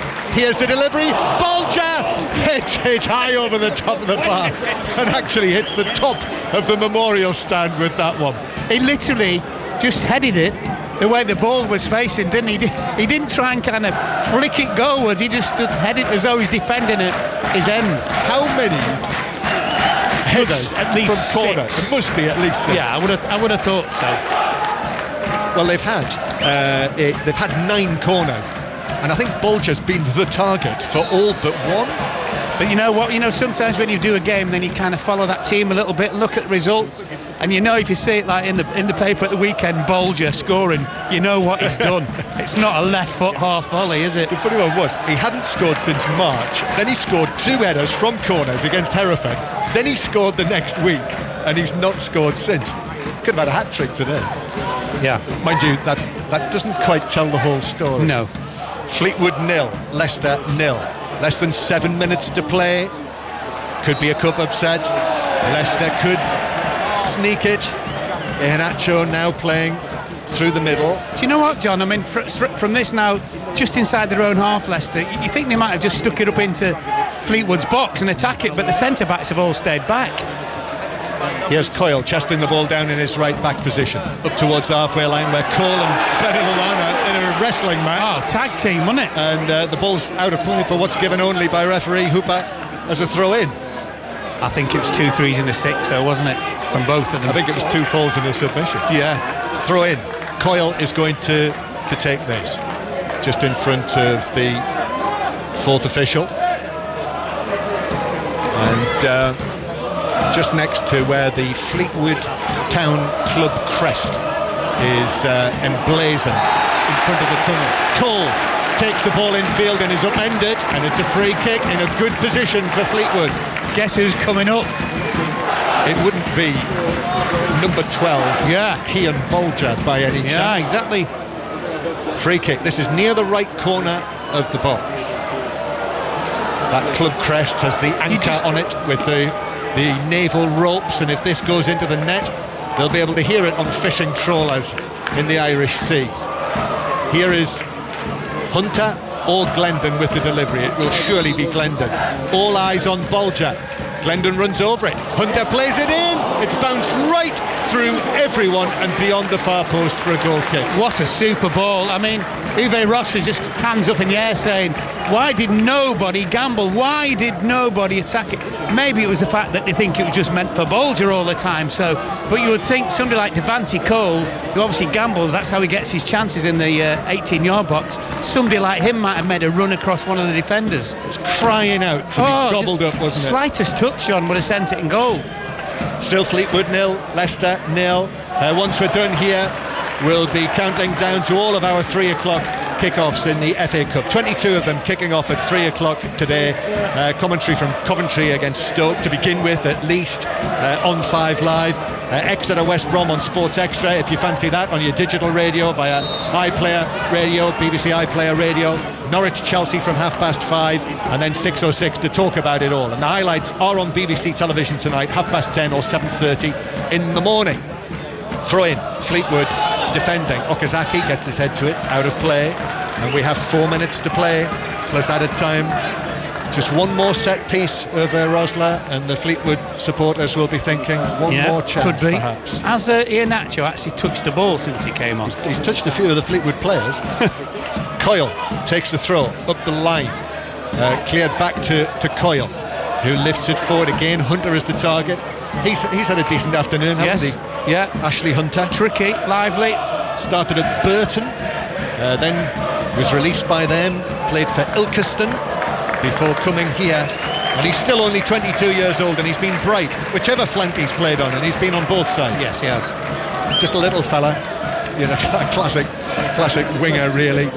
His shirt is hanging off him, and here's the much sturdier Benelou playing it forward to the equally sturdy Pond, who heads it away. Coyle now slices a pass up towards Cole, who again tangles with Benelou, who got his head to it. Pond then heads it towards the halfway line. Chilwell heads it up in the air, and then Pond stumps it forward. Cole on the chase. Dragovic had to get there, but he did, and he half volleys it high, and Coyle was being impeded by Iheanacho. Free kick, Fleetwood, 0-0. The aforementioned Iheanacho. This doesn't suit Leicester at all, does it? It doesn't. Just cannot get the ball down. They've never really had any control of the middle of the pitch, actually, Leicester. For even, a spell of the game, John. Very rarely have they managed to string 3 or 4 passes together. They will, I think, actually be happy to get out of here with a 0-0. have created nothing in the second half. The Premier League team, this team that's never played together before. 8 changes. It is important that, you know. Free kick then after the foul from Iheanacho. Neil long and forward, Glendon jumping for it, but he's no towering presence. However, now the ball on the ground, he's aiming for Hunter down the right. Chilwell comes, clears it away for Leicester, and then Dempsey in the central area. Coyle, it's becoming quite agricultural now, this game, in the latter stages. And then Hunter is adjudged to have been fouled by Chilwell. Why would you? You know you're going to get the free kick from hell, don't you? When Bolger's in there. Just Hunter hasn't got control of the ball. He can't go anywhere. Just let him have it. Marcus Schwabel wins the man of the match award. He's made about 350 challenges, hasn't he? Not all of them legal. Yes. Free kick. Glendon on the right. Glendon runs over it. Hunter plays it in. A couple of bodies go flying inside the box. No whistle, and Leicester are able to clear it out towards the right-hand side. The Leicester supporters at the other end of the ground will be just living uncomfortably at the moment. Watching. Oh, great work on the left-hand side. And Fleetwood have it again with a shot across the penalty area that is deflected by Conor McElhaney. Took the pace off it, and Jakubovic was able to take it to his left. We're in the 90th minute now here at Highbury, the home of Fleetwood Town, and it may well be a replay at the King Power Stadium. Vardy may get his wish. He may well. Clearance from Jakubovic. He got away with that to Benalouan, who was able to control it and play it back to him. And then the Leicester goalkeeper sends it downfield. Gray might have been fouled there by Coyle. Referee doesn't give the free kick. Chilwell rolls it back into his own half. Benalouan has to chase this. Plays it back towards Jakubovic. 2 Fleetwood players closing him down. There were a couple of little bobbles in there, but Jakubovic has been able to clear it away. It's headed across field. Dempsey then wins it. 2 minutes. Only 2 minutes. The boos from the home supporters. McElhaney now. That's a lovely turn on the left-hand side, but Dragovic recovered well and was then fouled. He drew the foul from McElhaney. He did draw the foul. Just relieved the pressure somewhat for Leicester. Claude Puel. I mean, we're right behind Claude Puel. We must be 10 yards away from us. Shiny black shoes. I bet he pays tribute to Fleetwood. Well, and so he should. Yeah, of course he should. He's just sort of wandering around, looking at the ground. And, you know, like some of his players. You know, he has the air of a man who is not in the least satisfied with the way that his team has played. Devante Cole, there might be a chance in added time for Fleetwood. Score now, Fleetwood win it. Hunter twists and turns away from King. Hunter's going to shoot. Oh, it's taken a deflection! Hit the post! Hit the goalkeeper! Hit the post, and he grabbed it! And Leicester survive! Fleetwood that close to a winner!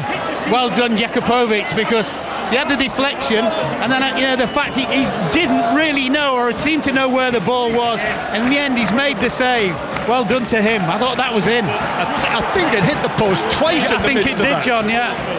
And how fortunate was Jakubovic to find the ball bouncing back into his hands? Very, is the answer. Yes, to your question. And that is the difference between Fleetwood knocking Leicester out of the FA Cup and a replay. Final attack of the match, I think, and it is Leicester's. One of their first attacks of the second half. And the ball is deflected into the penalty area, headed away by Dempsey. Leicester could be a late chance for Leicester. It's swung into the box. Goalkeeper Neil comes and he makes a juggling catch, and that is it. 0-0. Really enjoyable cup tie. League One Fleetwood will receive all the praise for the way that they've played against a much changed Leicester City team, but they pushed them all the way, and they very nearly won it at the end with that effort from Ashley Hunter. Yeah, I mean, he was so unlucky, and the crowd was screaming for him just to deliver the ball into the box, and he waited, he was patient, he had a little bit of a shimmy, he worked his way. I'm pretty sure he thought he'd scored, John, but we should really congratulate Fleetwood. They've been very, very much great value for this draw today. And really, to be honest with you, over the 92 minutes, they've actually looked a better team on the day than Leicester City from the Premier League. Well, we heard in our Sports Report 70th anniversary montage a little earlier, Eamon Andrews talking about how, it is supposed to be fun on a Saturday afternoon. Yeah. And that was fun, wasn't it, Mark? Even though we've not seen any goals. No, absolutely. And Leicester, by the way, they know how fortunate they are to get through this tie, because, to be honest with you, for a majority of the game, they look more like the lower league team than Fleetwood did. Thank you, Mark Lawrenson. Full-time score here at the Highbury Stadium. Fleetwood Town 0, Leicester City 0. So Fleetwood's name will be in the 4th round draw of the FA Cup. Mark Chapman. I think you said it during commentary, though, John. Fun from a perspective of being here and sampling the atmosphere and the people from Fleetwood and everything that comes with it. Maybe not the highest quality if you were watching on television or listening. Would that be fair? It would be absolutely 100% spot on. But you're right, Chappers, because you come to these places, you get killed with kindness, and you kind of think, I hope your team does well, I hope it plays well, and may the better team win. By the way, they were the better team, Leicester, and they should have won. But again, this is just it. Mark, this is just it. When we talk about the FA Cup, people will have watched the game on the television, and as Mark said, may have switched it off. Thought the quality of the football wasn't what they're used to watching in the Premier League. But when you're inside the ground, experiencing it, which is the best way to follow sport, it's a completely different thing. But really, Fleetwood imposed their style on Leicester, and it wasn't vice versa. No, a standing ovation here in the main stand for Uwe Rosler and his team as they made their way off the pitch and down the tunnel. And what they have, Mark Lawrenson, as well, in Marcus Schwabel, is the kind of player that if you are a supporter of this team, you will absolutely adore for his time at the club. Oh my goodness, and just Chappers, the number of tackles he made, he was flying into everything. I think he caught silver in the first half, which was arguably probably one of his few fouls. But listen, he didn't go off thinking if only, did he? He was just one of the many players from Leicester, but it was an outstanding performance from him. And the great thing for the club, hopefully, is they get a big gate at Leicester, make a few more quid, and the chairman next time might be able to get a private jet and fly back for the match. He will surely be back for the replay. Let's go to Alice Yeomans at the Riverside for an update on Middlesbrough Sunderland. About 8 minutes to go, Mark. It's still Middlesbrough 2, Sunderland 0. Credit to Sunderland, they haven't caved in the second half. Not so long ago, brilliant save by Darren Randolph, the Republic of Ireland international, in the Borough goal from a Ty Browning header. But Borough should see this through. They lead 2-0. Thank you, Alistair. In League One, latest score, Northampton 1, Southend 1, and John Murray and Mark Lawrenson, you'll like this, away from domestic football. Diego Costa scored twice for Atletico Madrid this afternoon against Getafe. After he got the second, he was booked for celebrating. That was his second yellow card, and he's been sent off this afternoon as Diego Costa for Atletico Madrid. Oh, well, then the world's still turning, Chappers. We'll go around all our other FA Cup games, and our base from 3 o'clock will be the Ricoh Arena for Coventry against Stoke, and then after our 70th anniversary sports report at 5 o'clock, we'll go to Carrow Road for Norwich against Chelsea. But before we go round all the grounds, let's take a BBC News update here on 5 Live.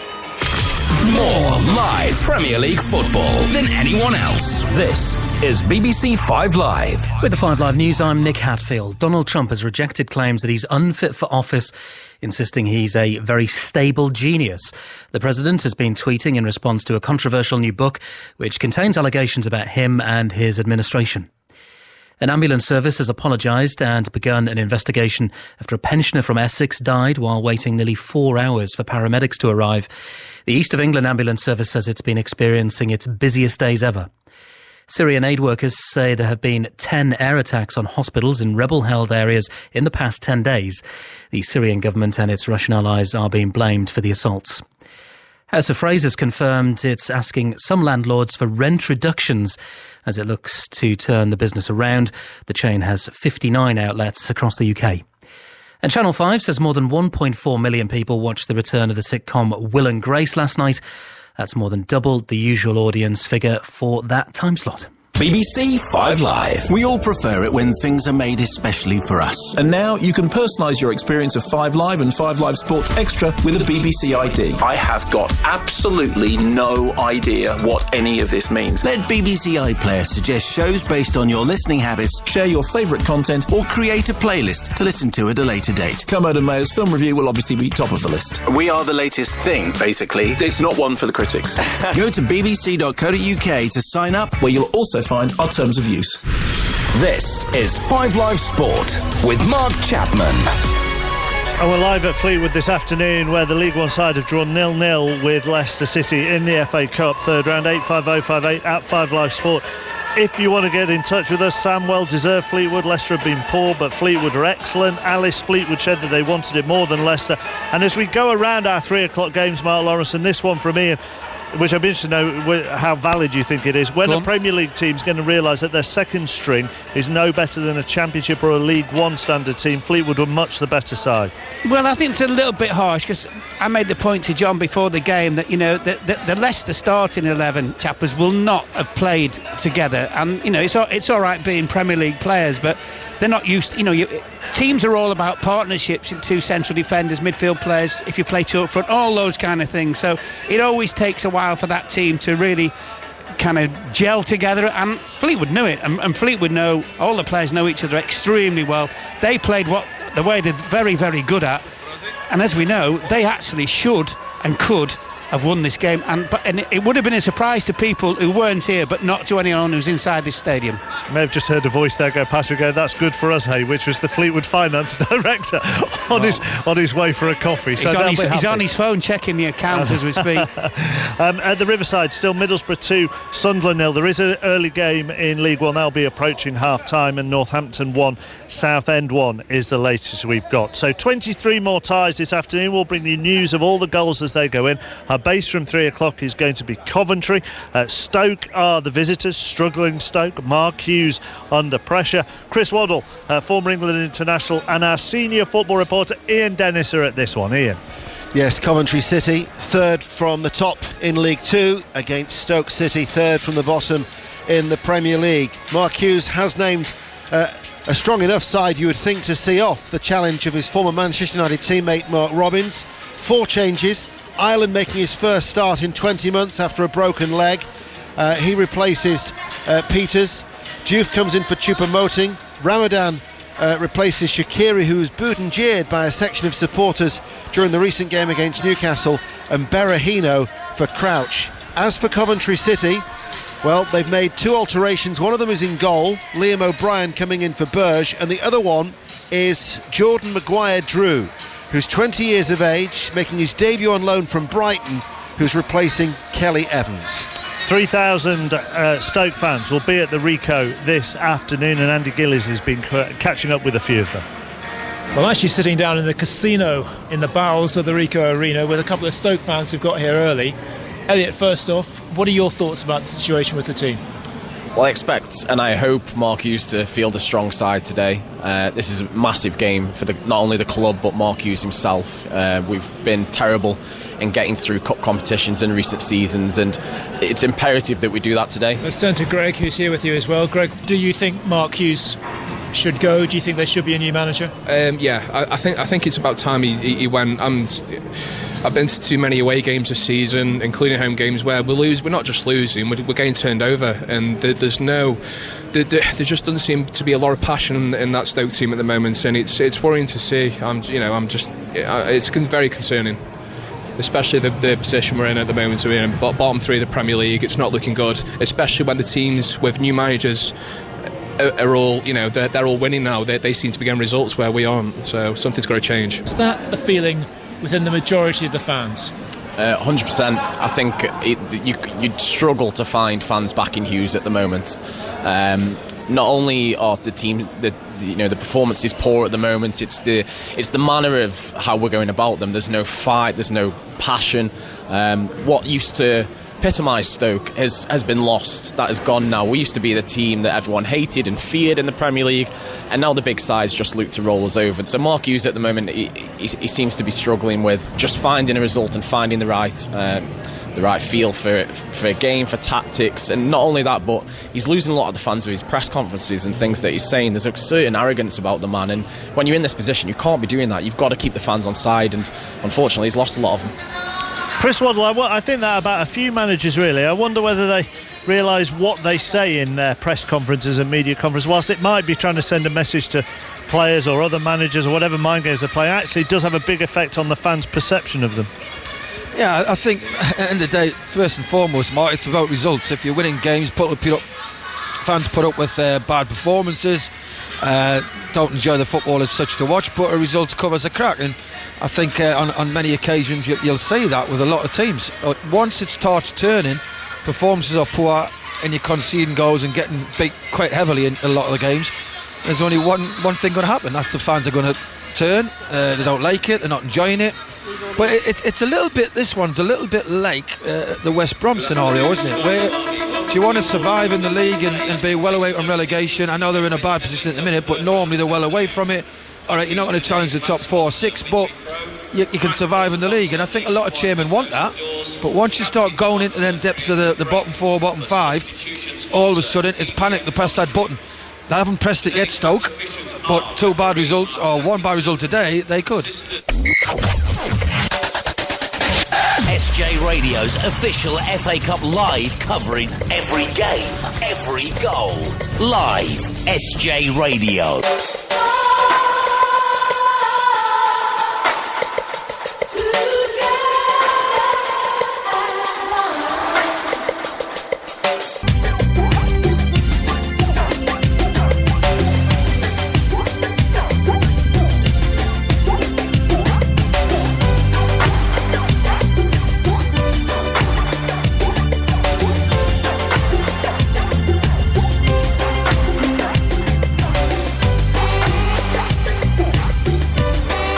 Alright guys, so replay, doesn't it? Fleetwood and Leicester ending 0-0. Almost a no in the second half, but was it good enough for Fleetwood? Goes to replay. Middlesbrough Sunderland. Middlesbrough still leads Sunderland 2-0. From both goals coming from the second half.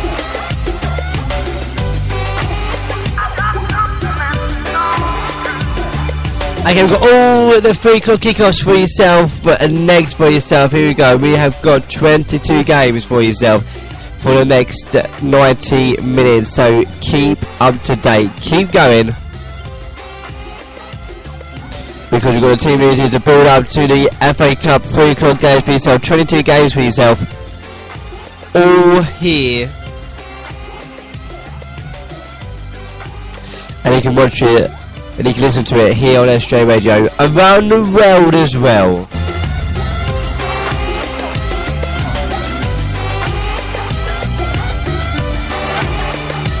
The games we've got for yourself is coming up, so just click refresh on the Spreaker app in about 4 minutes time, and then we'll get the 3 o'clock games for yourself live and free on SJ Radio. Stand by, why don't you?